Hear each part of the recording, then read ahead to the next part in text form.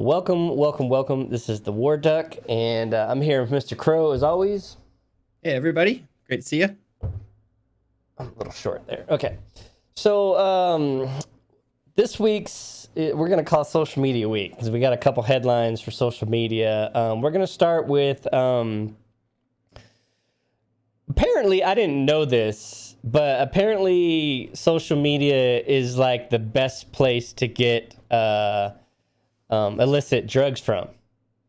Yeah. I never thought like. I wouldn't have ever thought of it either. I don't know how you Good way to shop. put it. I don't know how you shop on Snapchat or Facebook for illicit drugs, but apparently that's the thing to do.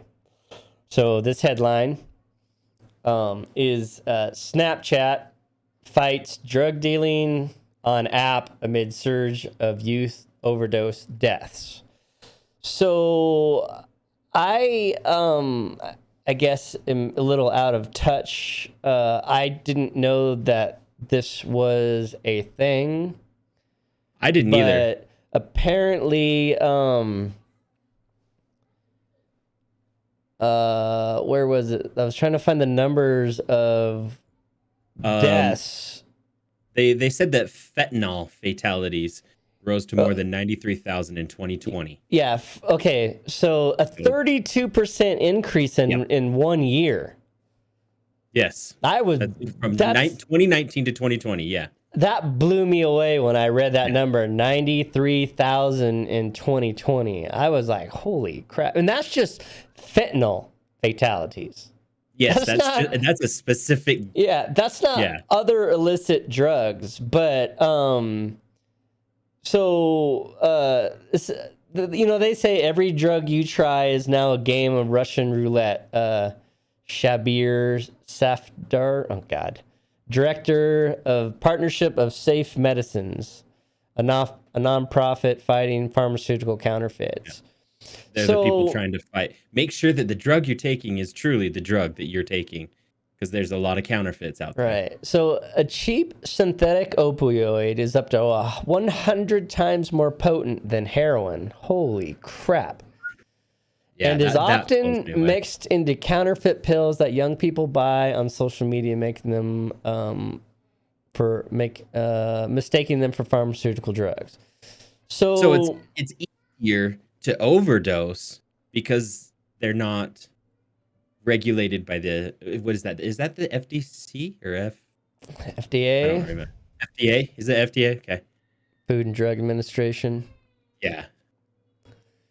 So that's just crazy. So apparently, because fentanyl is so cheap, they're taking expensive drugs like Oxycontin and mashing them up and then cutting that with fentanyl and then recreating the pill. So it's the same size pill made to look like a regular pharmaceutical drug. But now they can make 2 pills for every one, add some fentanyl, and then sell it out. The only problem with that is people are massively overdosing on the drug because they don't know it's got fentanyl. And it's been a long time since I dealt with any of this kind of stuff or was around it with friends or anything like that. Yeah. Now I'm same boat. It's been a long time. Now, I don't know if it's one of those things like if you took one that you thought was an Oxycontin that was laced with fentanyl, I don't know if that one would overdose you, or people are used to taking 2 or 3 of the normal whatever they take, and then they take 2 or 3 that are laced with fentanyl, and then it's like this massive fentanyl overdose. I don't know. Yeah. But I don't know. But they don't go into detail about that either. But with 93,000 in 2019, I'm sure that's only gone up. And apparently people are getting these off social media. Which I wonder, when did the pandemic come? It was 2019, right? 2020? Yeah, I think it was 2019, and then 2020 was the year that it was supposed to go away, and then it didn't. So I'm wondering if there was kind of a switch there, like how we all have decided to shop more online, work from home a lot more. I wonder if this is some drug dealer was like, well, I can't be out there, or whatever you want to call I it. definitely gonna assume that it didn't help any. It definitely didn't help the situation. That's for sure.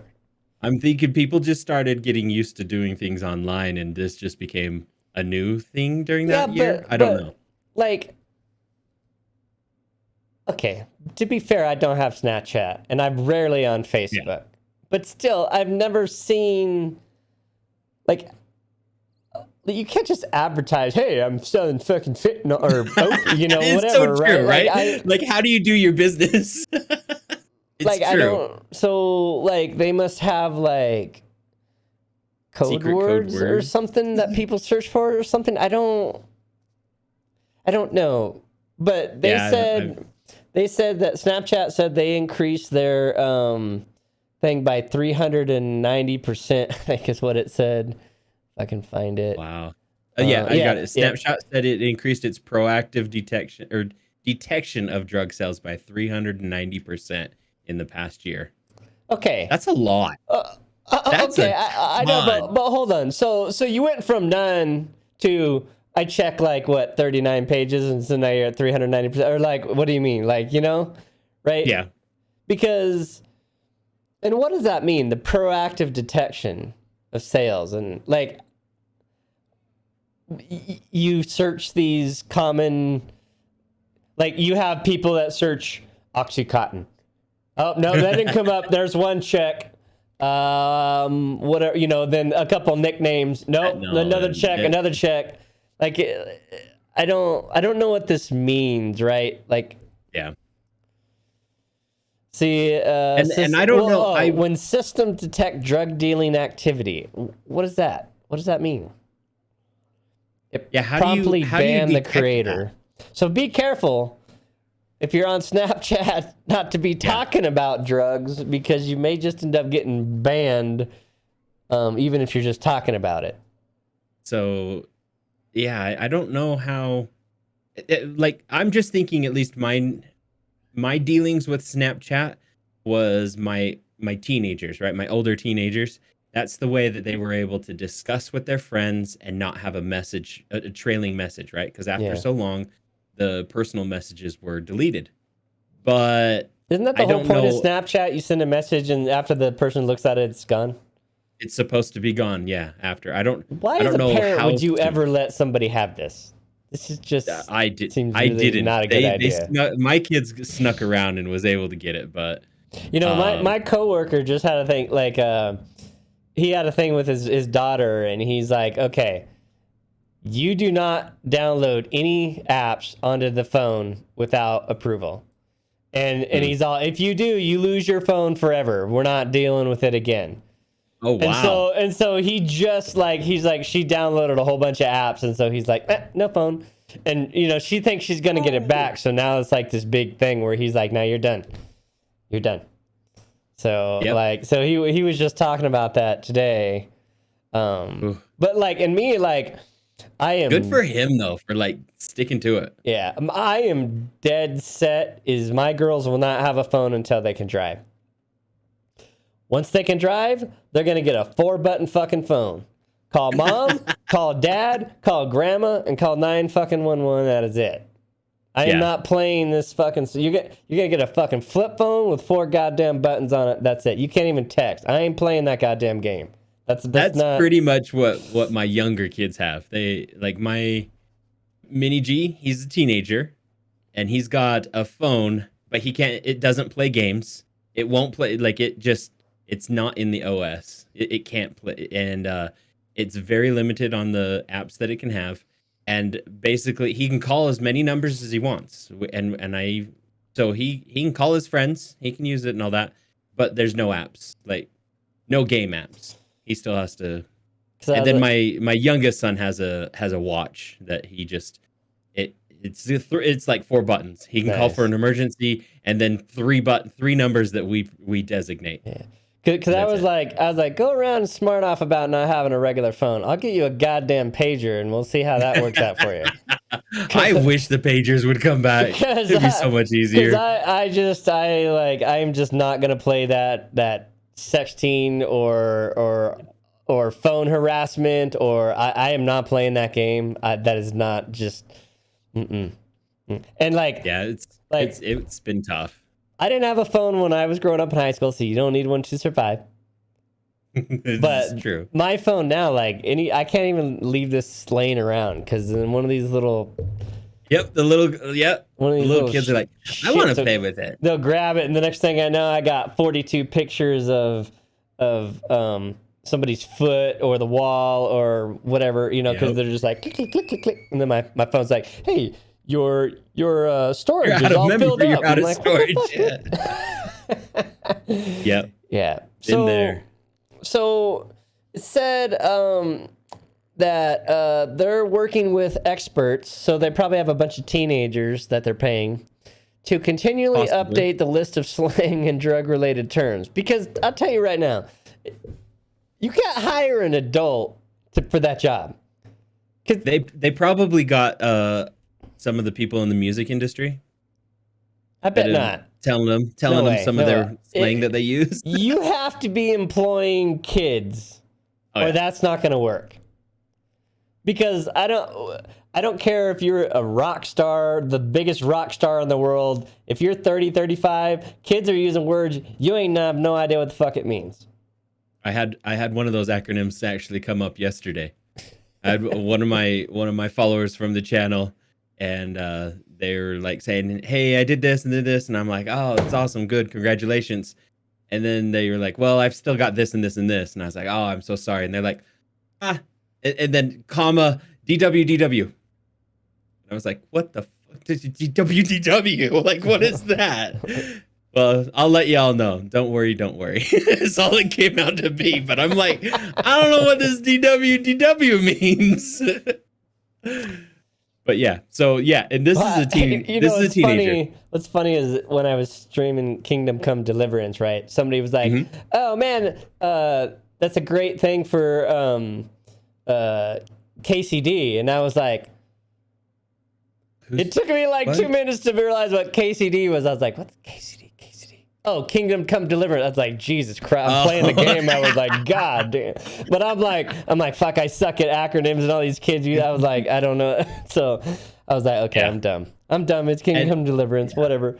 So yeah, it's the kids that come up with them too. And the language, it definitely changes. And it almost yearly. Spreads like wildfire. It's just like, everybody knows it all of a sudden.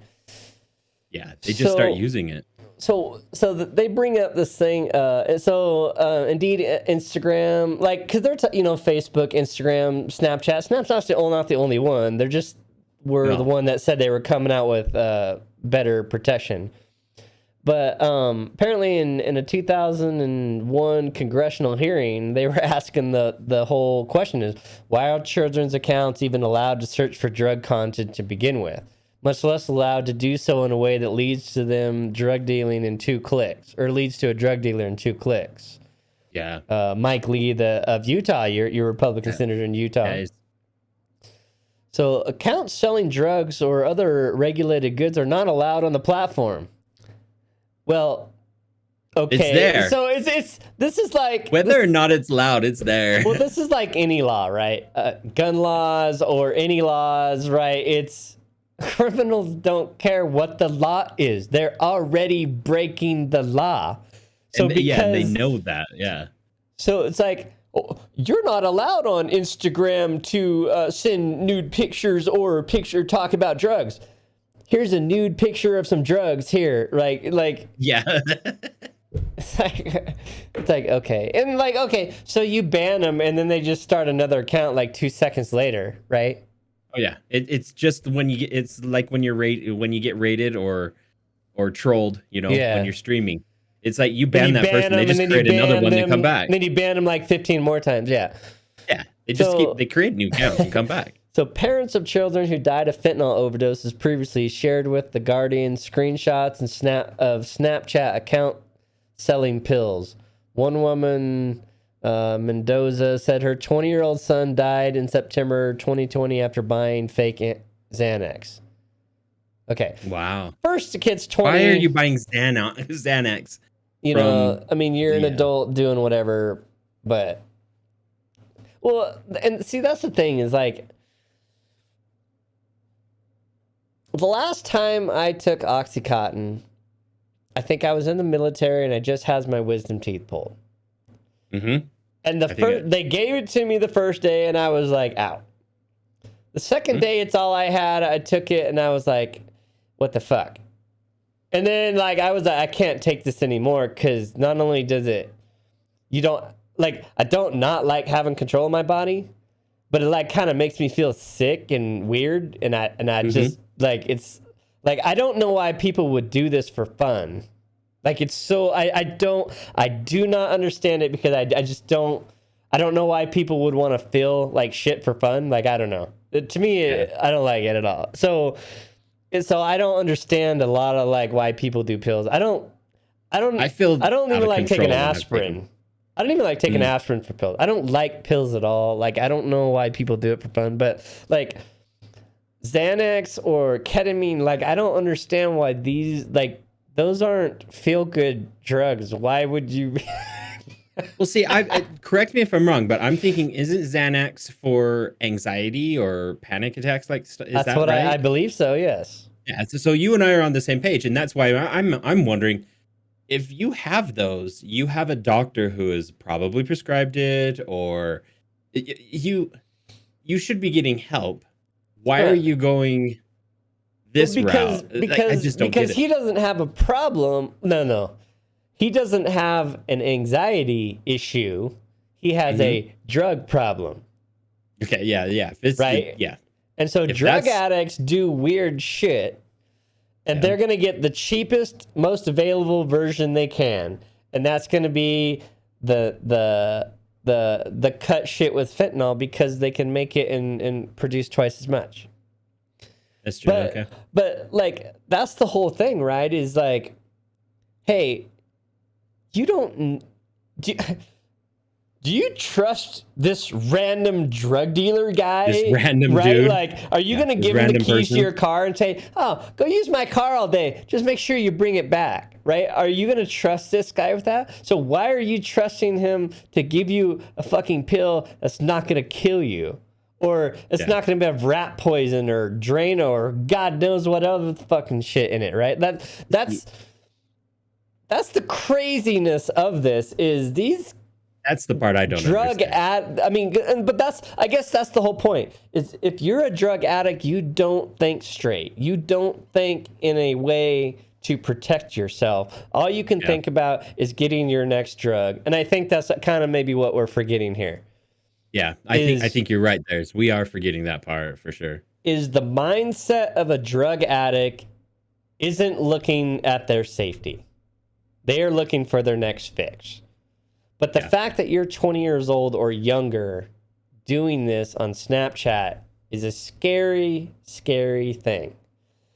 And I don't think crazy. you can eliminate it regardless of how hard they try to get slang and stuff like that, because it's been around for so long and it's forever evolving, and they'll just find something else to call it. Dog food. How are you going to ban dog food? Right? Yeah. They're just going to call it the next thing. Or it's they'll adjust. They always do. And so as a parent, it really goes back to really talking with your kids in education. And when they're young, for the lack of a better term, you have to be on their ass and finding out what they're doing, even though they may not want to tell you, right? I mean, you got to have those hard conversations, whether they hate you for it or not. That's exactly it too. Is like, you're not there to be your child's friend. I remember growing up to you're the same age as I am, Duck. It was like my parents were, well, my mom was kind of like, well, as long as you're doing it and drinking in the house and I am aware of it.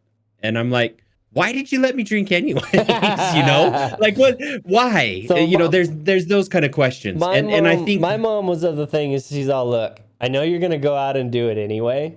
Just be safe and no questions asked. If you need a ride, you call me. I will come pick you up. No questions asked. I don't care what time it is. Yeah. right? And I was like, okay, but like, the part is like, at some age, your kids are gonna get involved with stuff regardless. You can't stop them, but it's the education and the hope that you set enough foundation that they'll make the right decision and not do it. But if they do, But they're going to. I mean, a kid grabs a hot pan. A kid jumps off of the roof, even though you told them not to. And but when it happens, yeah, you're right. You have to have had that. They have to know that they can come to you, no consequences. I think that's the key that your mom had there was, or at least some consequences, but not drastic enough. You wouldn't exactly say you wouldn't do it. So, and I think that's something that I've tried to do with my kids is like, look, every decision you make has a consequence, whether it's good or bad.